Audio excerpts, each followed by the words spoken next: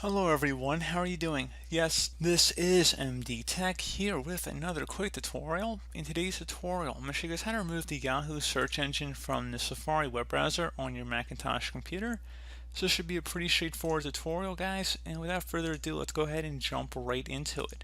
So we are going to start off by opening up the Safari web browser if it's not already open, and you want to go ahead and select the Safari button up in the top menu. So go ahead and just left click on Safari, and then you want to select Preferences. Select the Search button over here. So there's multiple tabs. Go ahead and select Search, and then where it says Search Engine, click inside the drop down here. You can set it to Google, Bing, or DuckDuckGo if you don't want to use Yahoo. So once you made your selection, go ahead and change it.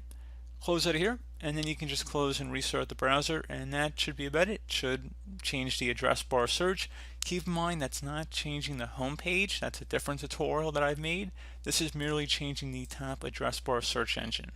So pretty straightforward process, guys. Do hope that I was able to help you out, and I do look forward to catching you all in the next tutorial. Goodbye.